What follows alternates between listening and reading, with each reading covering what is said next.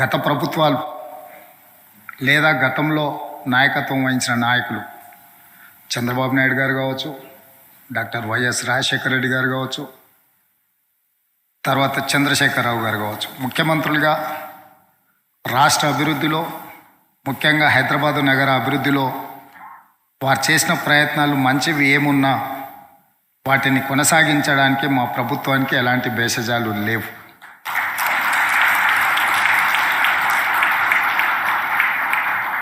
చంద్రబాబు నాయుడు గారు గతంలో నేదురుమల్లి జనార్దన్ రెడ్డి గారు ముఖ్యమంత్రిగా, రాజీవ్ గాంధీ గారు ప్రధానమంత్రిగా ఉన్నప్పుడు మొట్టమొదట ఈ దేశానికి కంప్యూటర్ని పరిచయం చేసి హైదరాబాద్లో మాదాపూర్లో హైటెక్ సిటీకి మొట్టమొదట ఫౌండేషన్ స్టోన్ లే చేయడం జరిగింది 1993.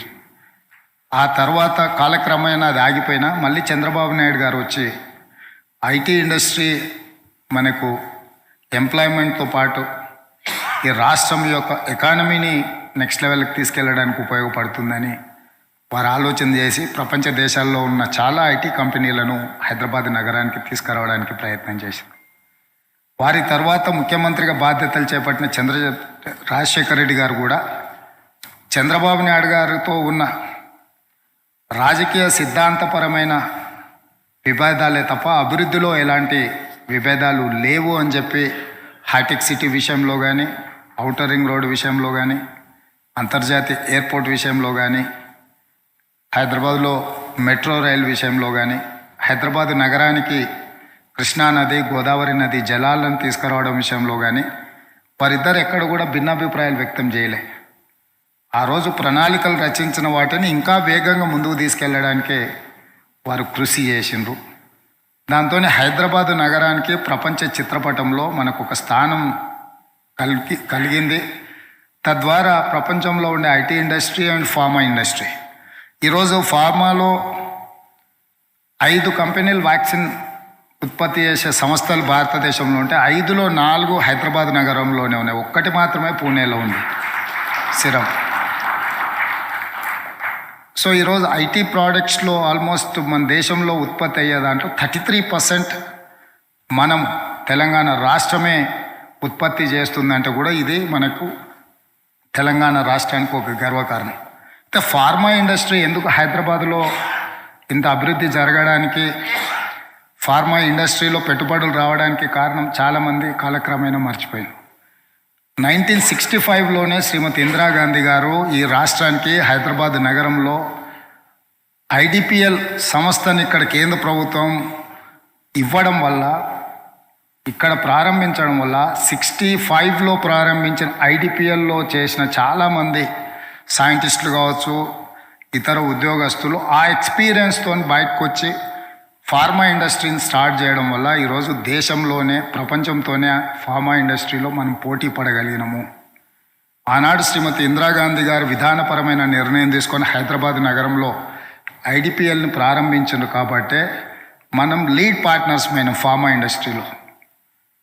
2000 కంటే బిఫోరే కర్ణాటక రాష్ట్రం ఎస్ఎం కృష్ణ గారు ఐటీ సైడ్ మోర్ కాన్సన్ట్రేట్ చేయడం వల్ల ఈరోజు కర్ణాటక స్టేట్, పర్టికులర్ బెంగళూరు ఐటీలో వాళ్ళు ముందు ఉన్నారు. అంటే పాలకులు తీసుకుంటున్న నిర్ణయాలు, పాలకులు చేసే విధానపరమైన నిర్ణయాలు ఆ రాష్ట్రం యొక్క ఆర్థిక పురోగతికి ఉపయోగపడతాయి. ఆ విధానాన్ని సంపూర్ణంగా మా ప్రభుత్వం విశ్వసిస్తుంది. అదేవిధంగా ఎక్కడైనా ప్రపంచంలో ఒక నగరంని ఐకాన్గా చూపించినప్పుడు ఒక స్ట్రక్చర్నే మనము మేజర్గా సిటీని ఎగ్జాంపుల్ చేస్తాం. ఇప్పుడు న్యూయార్క్ సిటీ పోతే స్టాచ్యూ ఆఫ్ లిబర్టీ అంటాం, లేకపోతే ఇంకొక దగ్గరకు పోయినప్పుడు ఢిల్లీలో ఇండియా గేట్ అంటాం.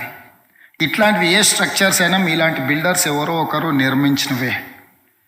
అట్లానే హైదరాబాద్లో చార్మినార్ గురించి మాట్లాడినా, హైటెక్ సిటీ గురించి మాట్లాడినా, ప్రభుత్వాలు ఏ నిర్ణయం తీసుకున్నా ఇన్ఫ్రాస్ట్రక్చర్ కంపెనీస్ తీసుకుంటున్న నిర్ణయాలే ఆ నగరాలకు గుర్తింపుగా, కేర్ ఆఫ్ అడ్రస్గా మారుతున్నాయి. ఈ హైదరాబాద్ నగరంలో ఔటర్ రింగ్ రోడ్డును ఆ రోజు ప్రణాళికలు చేసినప్పుడు చాలామంది ఇప్పుడు అవసరమా, ఇది అవసరం లేని అన్నట్టుగా మాట్లాడారు. కానీ ఈరోజు అదే లైఫ్ లైన్గా తయారైంది హైదరాబాద్ నగరానికి, పర్టికులర్ తెలంగాణ స్టేట్కి. Whatever we are getting income from different sectors, outer ring road and హైటెక్ city international airport is one of the factor. We cannot ignore outer ring road and high-tech city and our international airport. Because of international airport, we have a very good connection with the other part of the world. That is how we are getting investment. That is how entrepreneurs are coming to Hyderabad. And government is ready to provide whatever their requirement. If there is any clearances are there, or otherwise any proposals are there, we are there to work with entrepreneurs, investors. So Hyderabad is the place for investment. Hyderabad is the place for development. So my government is there to support investors and developers, whoever is going to invest in my state.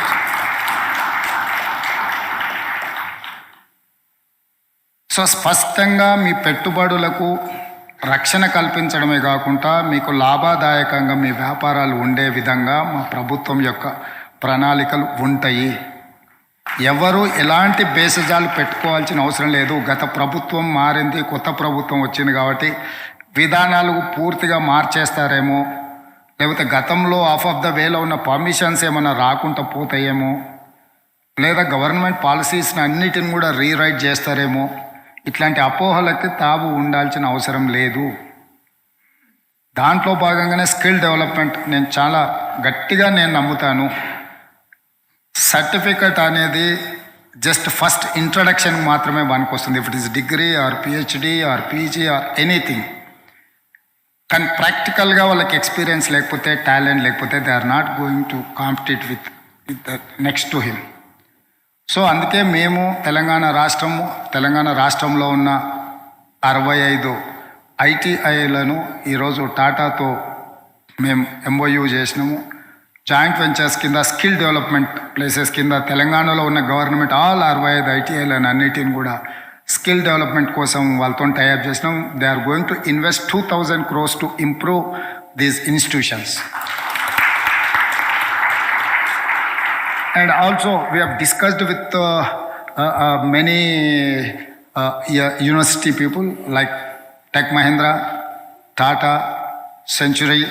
We have requested and we have initiated to establish skilling universities in Telangana. So ఇప్పటి వరకు ప్రభుత్వాల యొక్క నిర్ణయాల వల్ల skill డెవలప్మెంట్లో join అయితే diploma certificate వచ్చేది. Because of that reason most of the students are not joining in those institutions. మేము ఇప్పుడు స్కిల్ డెవలప్మెంట్లో జాయిన్ అయిన వాళ్ళకు డిగ్రీ సర్టిఫికెట్ ఇవ్వాలని ఒక పాలసీ అమెండ్మెంట్ చేసినాం. దాంతో వాళ్ళు ఫర్దర్ ఎడ్యుకేషన్కి డిగ్రీ సర్టిఫికెట్ ఉపయోగపడుతుంది.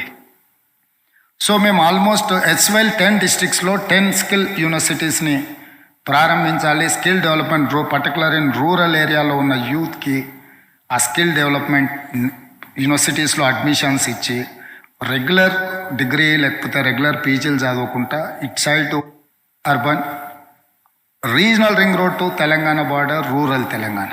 ఇప్పుడు ఆపరేషన్ లేకుండానే మోకాళ్లకు ప్లాస్మా ట్రీట్మెంట్. మీ ఆర్థోపెడిక్ సమస్యలన్నిటికీ రోబోటిక్ టెక్నాలజీ ద్వారా తక్కువ ఖర్చుతో శాశ్వత పరిష్కారం. Free consultation. ప్రతి ట్రీట్మెంట్ పై 20% డిస్కౌంట్. ఈ ఆఫర్ కొద్ది రోజులు మాత్రమే. త్వరపడండి.